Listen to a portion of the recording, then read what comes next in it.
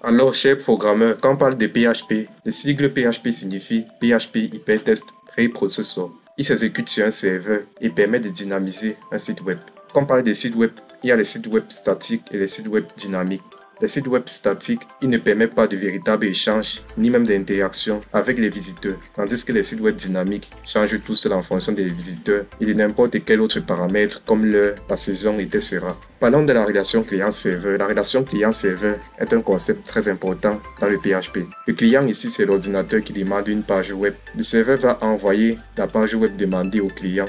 Il ne s'arrête pas de fonctionner. Donc le serveur, c'est une machine qui ne s'arrête pas de fonctionner puisqu'il doit envoyer en permanence une page web demandée par les clients. Pour un site web dynamique, le serveur génère potentiellement différemment une page donnée pour chaque visiteur qui la demande. Donc le serveur génère de manière dynamique des différentes pages aux différents visiteurs qui demandent. Le PHP génère du HTML. Comme vous voyez ici par exemple dans le petit code ici, on a d'abord un corps, la structure de base du langage HTML, à l'intérieur duquel on a ajouté des balises PHP que vous pouvez voir en rouge avec le point d'interrogation. Dans ces balises PHP, nous mettons du code PHP. Maintenant, le client ici n'est pas capable de lire du PHP. Et le rôle principal et l'intérêt de ce PHP, de générer et de renvoyer une page en HTML ou en CSS différente pour chaque utilisateur. Raison pour laquelle on dit que le PHP permet de dynamiser les sites web. Maintenant, est-ce qu'un site web dynamique égale forcément au PHP? Non, car le PHP n'est pas le seul langage permettant de créer un site web dynamique. Il possède de nombreux concurrents comme Django, JEE, Ruby. Maintenant, pourquoi utiliser donc le PHP parmi tous ces autres langages de programmation? Le PHP ici là a une certaine particularité d'être simple à prendre en main. Donc le PHP n'est pas un langage difficile à apprendre. Si vous voulez vraiment apprendre du PHP, commencez dans ce tutoriel, vous allez voir que le PHP est un langage très simple.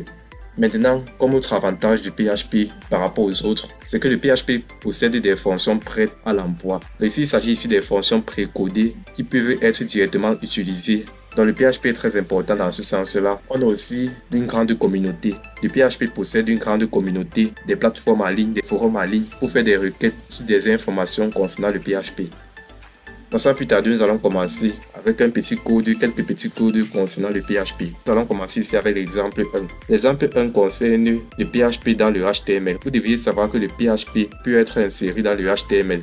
Mais contrairement au HTML qui ne peut pas être inséré dans le PHP parce que le PHP génère du HTML. Ici, on a inséré un petit code en PHP à l'intérieur de la balise body du HTML. Ici, à l'intérieur de la balise P, on a un petit code en PHP. L'exemple consiste à montrer que le PHP peut être inséré dans le HTML. Preuve, à l'intérieur de la balise P, on a les balises PHP qui sont insérées à l'intérieur de la balise P. Ici, on a un petit bloc de code en PHP à l'intérieur de la balise PHP. Maintenant, lorsqu'on enregistre, il faut aller maintenant utiliser un serveur web. Notre serveur web, c'est le serveur XAMPP. Pour la série de tutoriels qui va suivre, c'est le serveur XAMPP que nous allons utiliser. Pour ceux qui n'ont pas encore téléchargé ce serveur XAMPP, je vous laisse le lien d'un site en description où vous pouvez télécharger le setup et l'installer facilement sur votre PC. Maintenant, on va aller donc ouvrir. Pour cela, nous allons démarrer d'abord notre serveur pour la simulation du langage PHP. Nous allons démarrer notre serveur. On a démarré ici Apache, on a démarré MySQL. Maintenant, pour la simulation, nous allons ouvrir l'URL de notre fichier PHP testcours.php. La répertoration dans le dossier htdocs. Donc, dans le dossier XAMPP que nous avons installé, nous ouvrons le dossier htdocs à l'intérieur duquel j'ai ici créé un autre dossier fichier test et d'où se trouve mon fichier testcours. Pour l'ouvrir, nous n'allons pas l'ouvrir directement, sinon il va s'afficher comme une page HTML. Mais ici, c'est du PHP, les gars, ce n'est plus du HTML. Pour ça, nous entrons dans le navigateur. Donc nous entrons dans le navigateur, les gars. Nous entrons ici dans fichier test. Fichier test qui est le nom du dossier. Et le nom maintenant de notre fichier, c'est testcours.php. Donc voici le répertoire que nous allons entrer. Voici l'URL que nous allons entrer pour ouvrir notre fichier PHP. Donc lorsque j'actualise, c'est bon.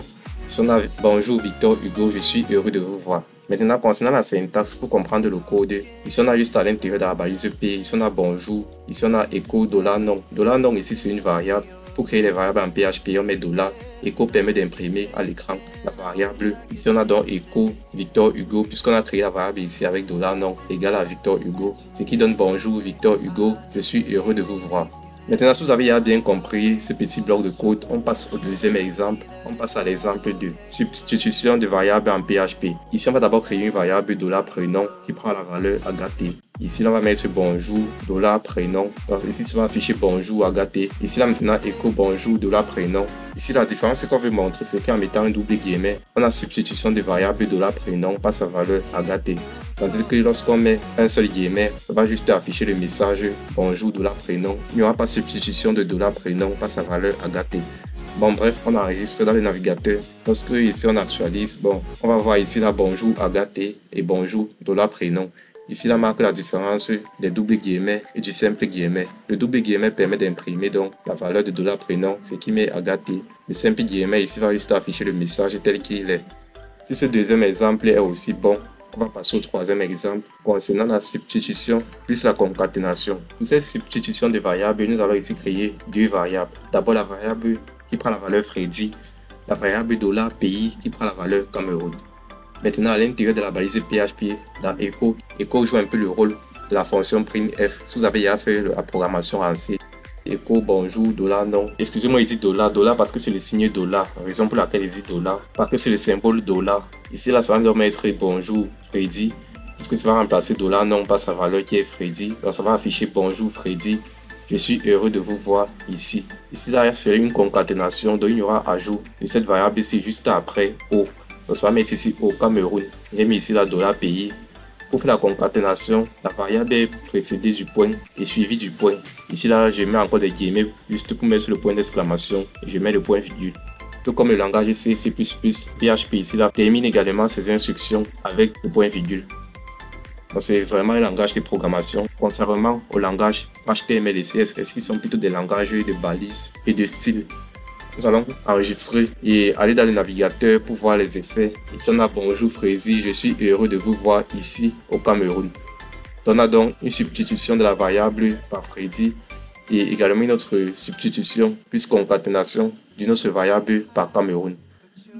Donc ici, là, on va faire un petit test. Je vais mettre ici juste un simple guillemet. On va faire le test ensemble pour voir.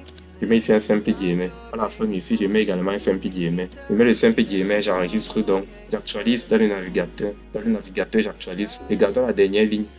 Donc il n'y a pas substitution, mais il y a bien une concaténation. Donc, la concaténation peut marcher aussi avec les simples guillemets. Donc c'est la remarque qu'on peut faire. J'espère que vous avez bien assimilé ce tutoriel. C'était le premier concernant le PHP, concernant la programmation en PHP. Nous allons commencer bien sûr avec ces bases-là pour pouvoir maîtriser le langage PHP plus tard et dynamiser nos sites web. Dans les programmeurs, j'espère que vous avez bien assimilé. Si c'est le cas, lâchez un gros pouce, ça fait plaisir, c'est très encourageant. N'hésitez pas aussi à vous abonner à la chaîne afin qu'on continue très bientôt pour la suite de l'apprentissage du langage de programmation PHP. Merci à vous d'avoir suivi entièrement jusqu'à présent. Activez également la cloche pour ne pas manquer ces prochains tutoriels. On se retrouve donc très bientôt. C'était Freddy. À plus à vous, les programmeurs.